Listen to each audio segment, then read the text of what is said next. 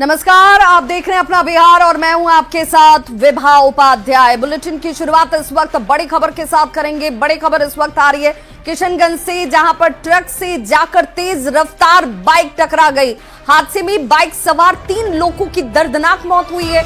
Bus stand के पास NH-27 पर यह जबरदस्त हादसा हुआ। मृतकों में आदित्य नारायण और सुजल की पहचान की गई है। दोनों कटिहार जिले के बलरामपुर के रहने वाले थे। तीसरा युवक पूर्णिया के बायसी का रहने वाला था। ट्रक से जाकर तेज रफ्तार बाइक की भिड़ंत होती और इसी हादसे में बाइक पर सवार 3 लोगों की मौत हो जाती है।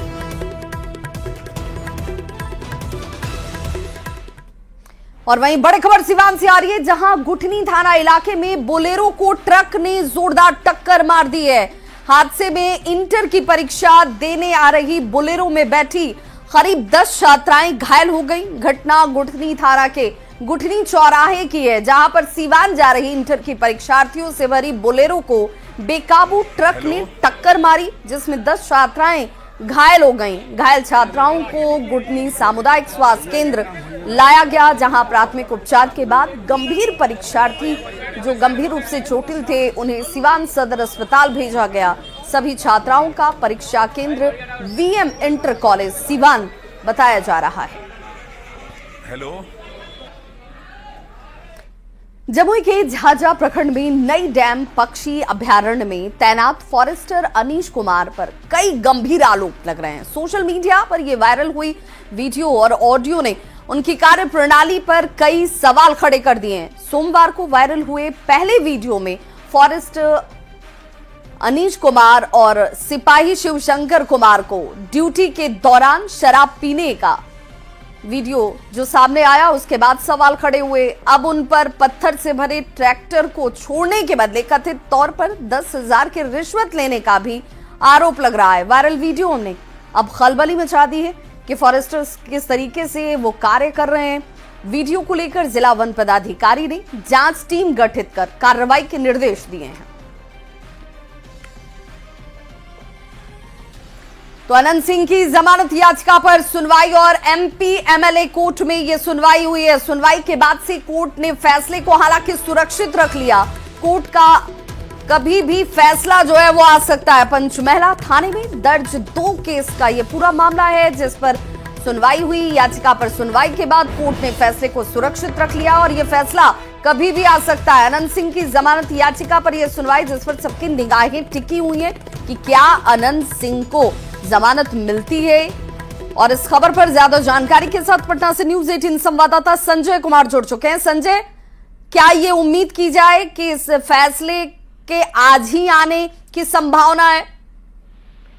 बिल्कुल, देखिए, जो अनंत सिंह के वकील हैं उन्होंने इस बात की जानकारी दी है कि देर शाम तक ये फैसला आ सकता है। और क्या फैसला आएगा, सबकी नजरें इस पर टिकी हुई है। बहरहाल जो दोनों केस दर्ज किए गए थे पंचमहला थाने क्षेत्र में, बार कोर्ट में पहले ये केस ट्रांसफर हुआ था, वहां से जो MP MLA कोर्ट है पटना का, वहां ट्रांसफर कर दिया गया। दोनों केस में कोर्ट द्वारा स्टेशन डायरी की मांग की गई थी पुलिस से, और पुलिस ने स्टेशन डायरी दी। उसके बाद आज दोनों केस में सुनवाई हुई है और इसके बाद कोर्ट ने अपना फैसला रिजर्व रखा है। देखना होगा देर शाम तक अगर फैसला आता है तो ये किस तरह का फैसला आता है, क्या अनंत सिंह को बेल मिलता है या फिर उन्हें झटका लगता है। लेकिन फिलहाल हमें इसके लिए इंतजार करना होगा। विभा, बहुत बहुत शुक्रिया संजय तमाम जानकारी के लिए। तो MP MLA कोर्ट में सुनवाई पूरी हो चुकी है। सुनवाई पूरी होने के बाद फैसले को कोर्ट ने सुरक्षित रख लिया है और देर शाम तक फैसला आने की संभावना जाहिर की जा रही है। कांग्रेस नेता और लोकसभा में नेता प्रतिपक्ष राहुल गांधी एक बार फिर से पटना पहुंचे और 20 दिनों के अंदर बिहार का ये उनका दूसरा दौरा है, जहां पर राहुल गांधी स्वतंत्रता सेनानी जगलाल चौधरी की 130वीं जयंती के समारोह में भाग लेने के लिए पहुंचे। और यह भी माना जा रहा है कि दलित समाज से आने वाले जगलाल चौधरी के बहाने राहुल गांधी दलित समाज को लुभाने की कोशिश करेंगे। साथ ही कार्यकर्ताओं को एक बड़ा संदेश दिया जाएगा। पटना भर में बड़े बड़े तोरण द्वार और बैनर पोस्टर्स लगाए गए हैं, जिसमें राहुल गांधी को न्याय का योद्धा बताया गया है। तो ये वो पोस्टर्स हैं जिसे आप इस वक्त टीवी स्क्रीन पर देख पा रहे होंगे। दलितों को साधने की कोशिश के तौर पर राहुल गांधी के दौरे को देखा जा रहा है। गठबंधन की मजबूती एक फोकस इस पर भी, और ये मानकर चला जा रहा है कि जब बिहार में सबसे पहले जब शराबबंदी लागू हुई थी उस वक्त जगलाल चौधरी को जाना जाता है और उसके बाद से अब इस वक्त बिहार में पूर्ण शराबबंदी है, जिसे मुख्यमंत्री नीतीश कुमार ने लागू किया हुआ है। और राहुल गांधी जब यहां पर पहुंचेंगे तो यह माना जा रहा है कि उस वोट बैंक को साधने का प्रयास भी किया जाएगा। राहुल गांधी कांग्रेस विधायक दल के नेता डॉक्टर शकील अहमद खान के घर जाकर उनसे मुलाकात करते नजर आए और शोकाकुल परिवार को उन्होंने ढांढस बंधाया है। 2 दिन पहले शकील अहमद खान के बेटे अयान खान ने खुदकुशी कर ली थी और इस बार जब राहुल गांधी बिहार पहुंचे तो वहां परिवार के लोगों से मिलकर उन्होंने उन्हें ढांढस बंधाया। पहुंचे हैं करीब 20 दिनों के अंदर, ये उनका दूसरा बिहार का दौरा है। आज जगलाल चौधरी की जयंती के लिए पटना पहुंचे हैं और उसके पटना एयरपोर्ट के बाद सीधे शकील अहमद खान के आवास पहुंचे हैं। ये उनका आवास है। शकील अहमद खान के बेटे अयान खान ने आत्महत्या की थी, खुदकुशी की थी और उनसे मिलने के लिए, शकील अहमद खान से मिलने के लिए, उनको सांत्वना देने के लिए राहुल गांधी खुद शकील अहमद खान के आवास पहुंचे हैं। करीब 30 से 35 मिनट होने को हैं। राहुल गांधी यहां मौजूद हैं, उनसे मुलाकात की है, उनके परिवारजनों से मुलाकात की है और यहां से निकलने के बाद राहुल गांधी सीधे श्री कृष्ण मेमोरियल हॉल जाएंगे, जहाँ की कार्यक्रम है और जिस कार्यक्रम में शामिल होने के लिए राहुल गांधी यहाँ पहुँचे हैं। लगातार ये दूसरा दौरा है। करीब 1 महीने के अंदर राहुल गांधी का बिहार में दूसरा दौरा काफ़ी मायने रखता है और जिस तरह से बिहार में चुनाव की सरगर्मी चल रही है तो राहुल गांधी के इस दौरे के काफ़ी अहमियत है और लगातार राहुल गांधी का ध्यान बिहार में है, क्योंकि अगले साल बिहार में चुनाव होने हैं। और राहुल गांधी पटना एयरपोर्ट पहुंचने के बाद जो तमाम नेता हैं उनके साथ यहाँ पर शकील अहमद खान के आवास पहुंचे हैं और जो मुलाकात है, जो परिजन हैं उनसे मुलाकात कर रहे हैं और जो दुखद घटना हुई है उसके लिए सांत्वना भी दे रहे हैं। न्यूज़ 18 के लिए पटना से धर्मेंद्र कुमार। और बड़ी खबर इस वक्त पटना से आ रही है, जहां राहुल गांधी के काफिले की वजह से एक एम्बुलेंस इसमें फंस जाती है। ट्रैफिक की वजह से एम्बुलेंस को रोकना पड़ा, जाम की वजह से एम्बुलेंस यहां फंसी हुई दिखी। किसी तरह से हालांकि मशक्कत करने के बाद इस एम्बुलेंस को यहां इस काफिले से बाहर निकाला गया है। तो ये तस्वीर इस वक्त आपके टीवी स्क्रीन पर, तो राहुल गांधी का काफिला यहां से गुजरने वाला था और इसी को लेकर यहां पर जाम की स्थिति लग गई और इसी जाम में देखिए ये एम्बुलेंस फंस जाती है। हालांकि किसी तरह से इस एम्बुलेंस को निकाला गया। राहुल गांधी के बिहार दौरे पर बिहार बीजेपी के अध्यक्ष दिलीप जायसवाल ने तंज कसा है। उन्होंने कहा कि आरजेडी पर राहुल गांधी ने प्रेशर पॉलिटिक्स जो है वो शुरू कर दिया है। 2 लड़कों का जो हाल यूपी में हुआ वो देश को पता है, 2 लड़कों का बिहार में भी वही हाल होने वाला है। गांधी अपना प्रेशर पॉलिटिक्स राष्ट्रीय जनता दल पर बनाना चाहते हैं और ये उन दोनों के बीच का आंख मिचौनी खेल खेल रहे हैं। लेकिन इंडी गठबंधन में आगे सब कुछ ठीक नहीं रहेगा, ये स्पष्ट है। वहाँ भी हुआ था, उत्तर प्रदेश में भी 2 लड़के निकले थे, इस बार 2 लड़के अलग हो गए। तो उसी तरह यहाँ भी जो है अब क्या माहौल रहता है आगे देखिए। तो राहुल गांधी के बिहार दौरे पर जेडीयू के मुख्य प्रवक्ता नीरज कुमार ने भी तंज कसा है। उन्होंने कहा कि कांग्रेस पार्टी के कार्यक्रम से दूरी बनाते हुए सामाजिक कार्यक्रम में राहुल गांधी जरूर आ रहे हैं। पार्टी के कार्यक्रम से अपनी दूरी बनाते हैं, इसका मतलब साफ है कि माननीय राहुल गांधी जी, आप कार्यकर्ता दर्शन यात्रा में आपकी पार्टी की भागीदारी तेजस्वी यादव ने नकार दिया, लेकिन आप साष्टांग दंडवत हो गए लालू जी के यहाँ जाकर, गौशाला में गाय गिनने लगे। आपसे यह उम्मीद नहीं किया जाता है। और पटना से बड़ी खबर, जहां नाला रोड में कारोबारियों की तरफ से जमकर हंगामा किया गया है। सरस्वती पूजा के दौरान सैदपुर छात्रावास में विसर्जन जुलूस जैसे छात्रावास से निकला। असामाजिक तत्वों के हंगामा और तोड़फोड़ करने पर इन कारोबारियों ने नाराजगी जाहिर की है। सड़कों पर उतरकर कारोबारी अपने आक्रोश को जाहिर कर रहे हैं। असामाजिक तत्वों पर केस दर्ज कर कार्रवाई की मांग की जा रही है। और ये तस्वीरें इस वक्त आपके टीवी स्क्रीन पर, जहां पर विरोध में नाला रोड की दुकानें बंद रखी गई हैं। सामाजिक तत्वों के खिलाफ कार्रवाई की जाए।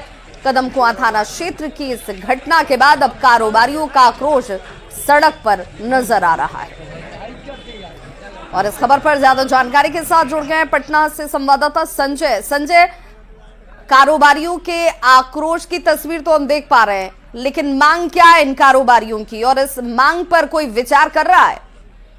देखिए, कल शाम में सरस्वती पूजा में जब मूर्ति का विसर्जन हो रहा था तो सैदपुर छात्रावास से भारी संख्या में छात्र निकले थे और नाला रोड से ये प्रोसेशन जो है वो गुजरा था। और इसी दौरान नाला रोड में दुकानों में तोड़फोड़ का आरोप है, जो दुकानदार है उनके साथ दुर्व्यवहार, मारपीट, और यहाँ तक कि दुकानदार ये आरोप लगा रहे हैं कि उस दौरान जो सड़कों से महिलाएं गुजर रही थी उनके साथ भी दुर्व्यवहार किया गया।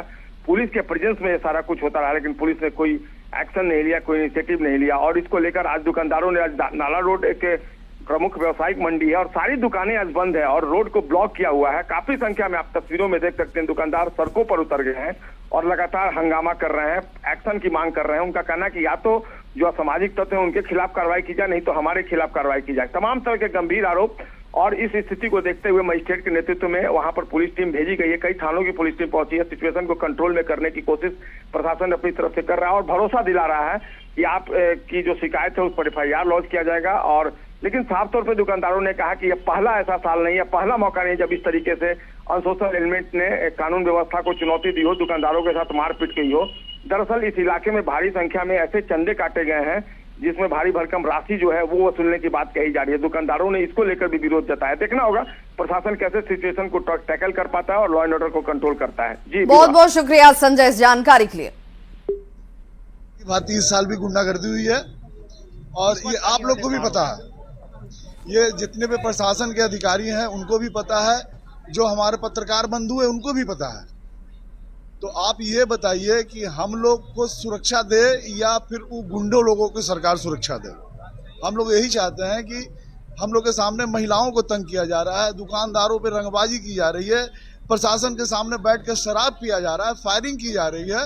कहाँ है ये? हम लोग चाहते हैं। मेरे पहुंचने पर दुकानदारों ने कहा कि कल सरस्वती पूजा जो था उसमें लोग प्रोसेशन निकालने में विसर्जन के लिए यहाँ पर आम जनजीवन के साथ कुछ अप्रिय व्यवहार किए, ये इनकी शिकायत है।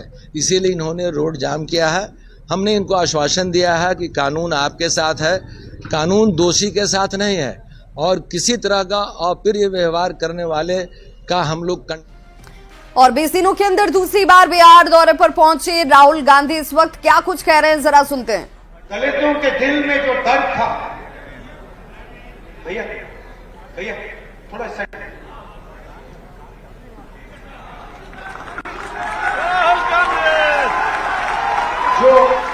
जो दलितों के दिल में जो दर्द था,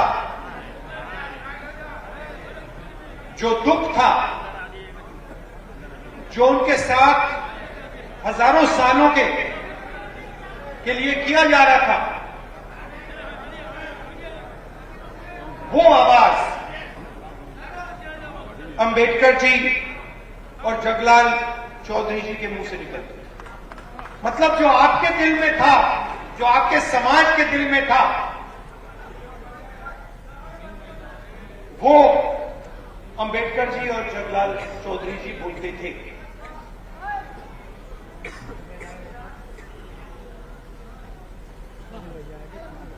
आजादी मिली,